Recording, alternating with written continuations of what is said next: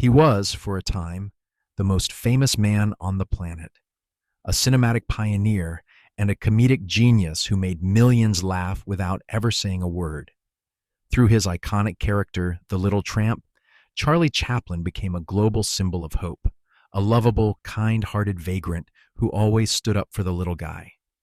But behind the silent films, the iconic bowler hat, and that charming smile, there was another man. A man whose private life was filled with dark secrets, shocking scandals, and a disturbing pattern of relationships with girls who were barely teenagers. This is the story of Charlie Chaplin, a tale of two different men, one celebrated as a genius, the other condemned as a predator. The question is, which one was the real Charlie Chaplin? Or could he have somehow been both? To understand the man, you have to understand the boy. Charles Spencer Chaplin was born in London in 1889, and his childhood reads like something straight out of a Dickens novel.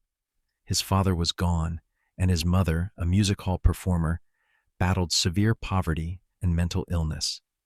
Before he'd even turned 9, Chaplin had been sent to a workhouse, a brutal institution for the poor, not once, but twice. By the time he was 14, his mother was committed to a mental asylum for good, leaving him and his brother to fend for themselves. These early traumas forged a relentless ambition in him, a desperate need to escape his past. The stage became his only refuge. He started performing as a child, and by 19 he was a rising star in the Fred Karno comedy troupe, which eventually brought him to America. It was there that the boy from the London slums would become the king of Hollywood. In America, Chaplin's rise wasn't just fast, it was meteoric. He didn't just play a character, he invented the Little Tramp, and audiences all over the world fell in love. The Tramp was a masterpiece of physical comedy and heart, a figure who could make you laugh hysterically one moment and break your heart the next. But Chaplin wasn't just a star, he was a true auteur. He wrote, directed, produced, edited, and even composed the music for his own films. A level of creative control nobody had ever seen before. Films like The Kid, The Gold Rush, and City Lights were global phenomenons, cementing his status as a true artist. He co-founded his own studio, United Artists, and became one of the richest and most powerful men in the world. But as his fame grew, a darker, more disturbing side of his personality began to emerge, one that preyed on the young and vulnerable. The first real crack in Chaplin's public armor appeared in 1918. He was 29, the biggest movie star in the world, and he quietly married a 17-year-old actress named Mildred Harris. The wedding was supposedly rushed because Harris claimed she was pregnant, a claim that turned out to be a false alarm. She did eventually give birth to Chaplin's first child, but the infant was born with severe disabilities and died just 3 days later.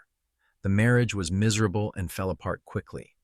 They divorced in 1920, with Harris accusing him of mental cruelty. Chaplin coldly said they were simply, irreconcilably mismated. While the age gap was already scandalous, this first marriage was really just a preview of a much more sinister pattern. If his marriage to Mildred Harris set a precedent, his relationship with Lita Grey became the stuff of Hollywood legend and infamy. Grey first crossed paths with Chaplin when she was cast in his film The Kid at the tender age of 12. A few years later, when she was 16, he cast her as his leading lady in The Gold Rush. Their professional relationship turned sexual, and Lita became pregnant. Chaplin, then 35, was staring down the barrel of a career-ending statutory rape charge under California law. To dodge prison, he married the 16-year-old in a secret ceremony in Mexico. The marriage, which gave him 2 sons, was a nightmare for Lita. It ended in 1927 with one of the most sensational divorces in history. Lita's 50-page divorce complaint got leaked to the press, and the details were beyond explosive. She accused Chaplin of infidelity, abuse, and forcing her to perform revolting, degrading, and offensive sexual acts. She claimed he told her, "You are my wife, and you have to do what I want you to do." The public was outraged, and there were calls to ban his films. To make the scandal disappear, Chaplin paid a then record-breaking settlement of over $800,000.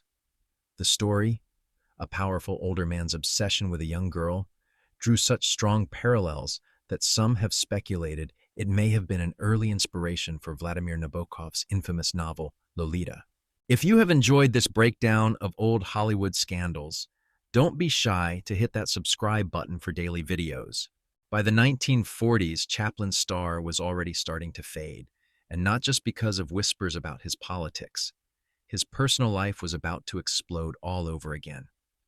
In 1941, Chaplin, now in his early 50s, started an affair with a 21-year-old aspiring actress named Joan Barry. Their relationship was messy, and after they broke up, Barry's behavior became erratic, at one point even breaking into Chaplin's house. Things took a sharp turn when Barry became pregnant and hit him with a paternity suit, claiming Chaplin was the father. The case became a media circus.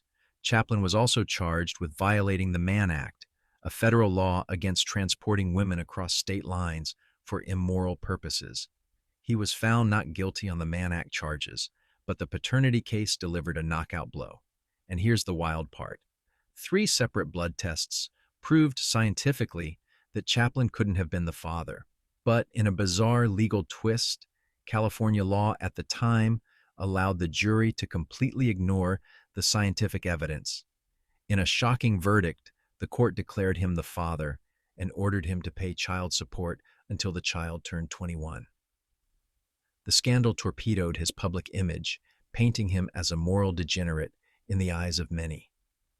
Right in the middle of the Joan Barry firestorm, Chaplin, now 54, got married for the 4th and final time. His bride was Una O'Neill, the daughter of the famous playwright Eugene O'Neill. She had just turned 18. The 36-year age gap caused a massive scandal, and Una's father was so furious he disowned her on the spot. But despite the public outcry, this marriage would be his longest and most stable. They stayed together until his death and had 8 children. However, the damage to his reputation, combined with the FBI's growing obsession with his political views during the Red Scare, had reached a boiling point. In 1952, while sailing to London for a film premiere, the U.S. Attorney General revoked Chaplin's re-entry permit, effectively exiled from the country that made him a global superstar. Chaplin settled with his family in Switzerland. He wouldn't set foot in the United States again for 2 whole decades. Charlie Chaplin's life leaves us with a profound and deeply uncomfortable paradox. On one hand, you have the undeniable genius, an artist who fundamentally shaped cinema and brought laughter to a world that desperately needed it. On the other, you have a private life marked by a clear and disturbing pattern of behavior involving extremely young women, power imbalances, and scandal. It brings up a question we're still wrestling with today. Can you and should you separate the art from the artist? Should we celebrate the genius of the little tramp while condemning the actions of the man who created him? Let me know what you think in the comments below. And if you found this look into the dark side of a legend compelling, be sure to like and subscribe for more stories from the shadows of history. Charlie Chaplin returned to America just once in 1972 to accept an honorary Academy Award.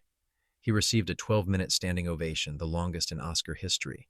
Hollywood, it seemed, was ready to forgive. He died in 1977 at the age of 88, leaving behind a legacy that is both brilliant and deeply tarnished. But even in death, a final, bizarre chapter was written. In 1978, his body was stolen from its grave and held for ransom. The plot failed, and his coffin was found buried in a field.